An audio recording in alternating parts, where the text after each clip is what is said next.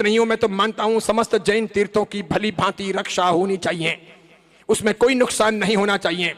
मेरा ऐसा मानना है कि रोग हो या शत्रु हो, तत्काल प्रभाव से जब वे खड़े हों तभी उन्हें मिटाया जाना चाहिए, उन्हें पालना पोषना उचित नहीं। इसीलिए मैं फागण तेरस के विरोध में भी नहीं हूं। फागण की फेरी नहीं होनी चाहिए ऐसा भी नहीं कह रहा, पाल नहीं लगनी चाहिए ऐसा भी नहीं कह रहा, लेकिन इतना जरूर कहूंगा कि पाल को सार्वजनिक तरीके से लगाना जिन शासन के हित में नहीं है। अधिक भीड़ इकट्ठी हो पाल में और धीरे धीरे भीड़ बढ़े, ये सब जिन शासन के लिए उचित नहीं है। जिन शासन की रक्षा के लिए कम लोग भी हों चलेगा, लेकिन वो मर्यादाओं में सब आयोजन होने चाहिए।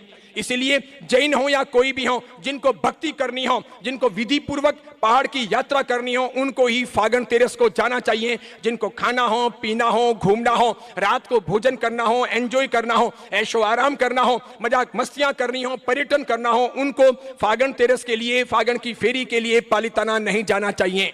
ईमानदार को जाना चाहिए, बेईमान को नहीं जाना चाहिए। भक्त को जाना चाहिए, कम भक्त को नहीं जाना चाहिए।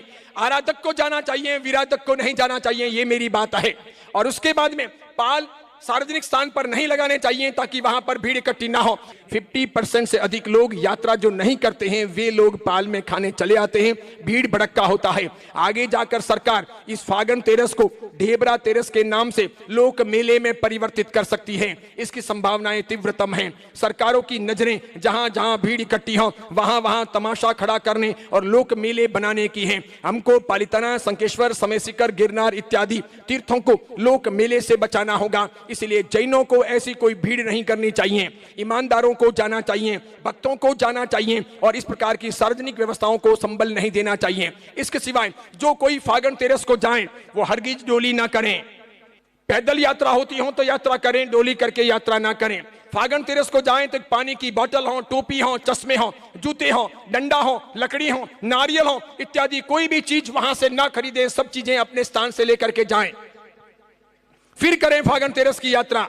इसके सिवाय करीब 4 बजे के बाद में ही चढ़ना शुरू करें तो उसी हिसाब से आप लोगों को यात्रा करनी चाहिए, पहले नहीं चढ़ना चाहिए। अगर आप 12 को पहुंच जाते हो तो 12 की रात को पालिताना में खाने की चेष्टाएं नहीं करनी चाहिए, ये आपको ध्यान देना है।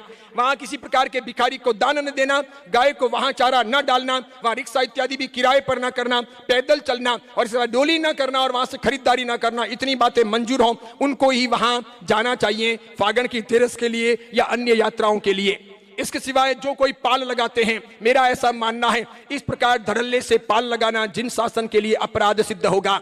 आज मेरी बातें नागवार गुजर सकती है, खारी लग सकती है, जहर जैसी लग सकती है। 10 साल के बाद मैं प्रतीति करवाऊंगा कि पाल लगाने वालों की वजह से जैन धर्म का नुकसान हुआ और पालिताना का नुकसान हुआ। इसलिए मैं ये मानता हूं कि पाल लगाने वाले 10 साल के बाद में जिन शासन के अपराधी कहे जाएंगे, पक्के तौर पर यह सिद्ध करके बताऊंगा।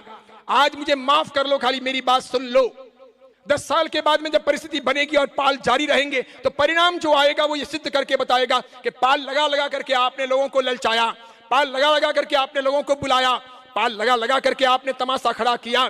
पाल की वजह से बहुत सारी मात्रा में दूसरे लोग जो भक्तिवान नहीं है वे भी वहां आए। हजारों की संख्या में लोगों ने आकर के वहां खाया पिया, धीरे धीरे वहां अराजकता फैली, ये लोक मेले का रूप हो गया। सरकार ने उसका फायदा उठाया और सरकार ने धीरे धीरे फागण तेरस को ढेबरा तेरस के नाम से लोक मेले में तब्दील कर लिया। और एक बार जब ढेबरा तेरस प्रारंभ हो गई तो उसके बाद में फागण तेरस जिंदा नहीं रहेगी, वो ढेबरा तेरस हो जाएगी।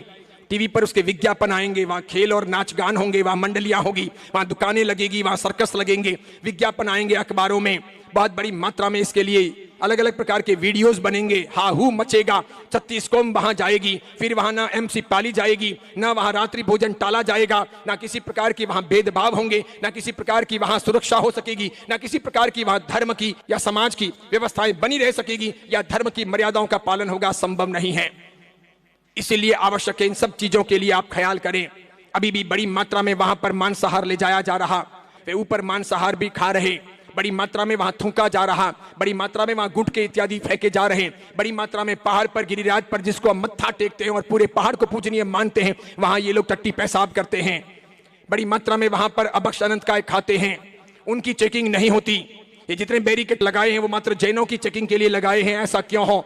जब अंबाजी में, सोमनाथ में कोई भी आदमी दर्शन करने जाता है तो बेल्ट उतारना पड़ता है, पर्स बाहर रखना पड़ता है, ब्रीफकेस अटैची बाहर छोड़नी पड़ती है, सब आपका चेकिंग होता है। आप जैन हो, हिंदू हो, मुसलमान हो, सिख हो, ईसाई हो, छोटे हो, बड़े हो, सामान्य हो या विशेष हो, आप जब अंबाजी जाते हो या फिर आप जब सोमनाथ जाते हो तो वहां जब चेकिंग सबकी होती है तो पालिताना में सबकी चेकिंग क्यों नहीं होनी चाहिए? क्यों वे असामाजिक तत्व अराजकता फैलाने के लिए यह कहे कि मात्र तुम्हारे जैनों की चेकिंग हो, बाकी की चेकिंग ना हो, ताकि बिंदास वे पाप कर सकें, उनके पापों को प्रोत्साहन मिल सके।